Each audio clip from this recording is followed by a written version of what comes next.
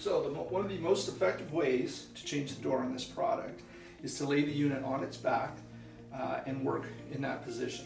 So the next step is to remove the pins from the top and bottom which hold the door. To do so, you just gently pry them out.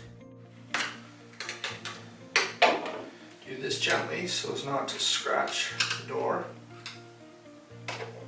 So the next step is to remove the door. Now when the door goes back on, it will be rotated 180 degrees, but we'll get to that step in a moment. Okay, so the next step is to remove the screw covers, the plastic piece, off the hinges. You just snap on and snap off. Set them aside, and then remove the hinges. Sometimes you have to use a hand screwdriver or a longer bit. So the top hinge pivots and mounts to the bottom corner. The bottom hinge will be removed and mounted in the top corner.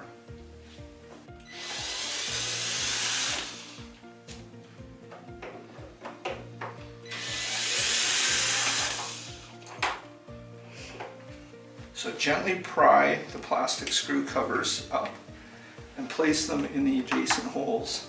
Install the hinge in the top and bottom corner. Careful to not over torque the screw.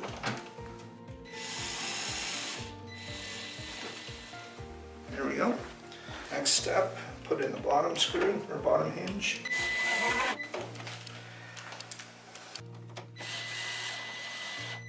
So next step is to replace the screw covers.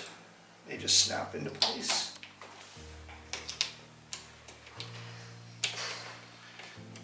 There. Okay, so now we need to remove the hardware from the base of the door.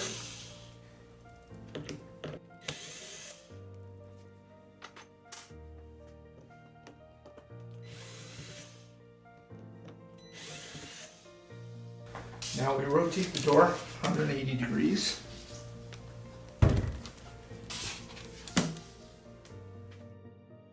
So the black metal plate is installed on the right. Gently thread it in to the holes so as not to scratch or over torque.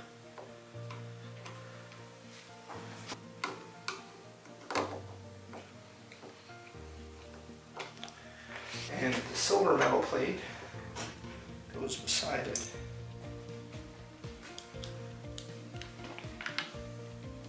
Again, same, gently thread it in.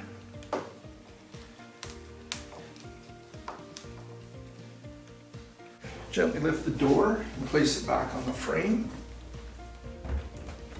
And position it over the hinges. So gently insert the pins back into the door frame. You can gently tap it into place with a soft screwdriver handle.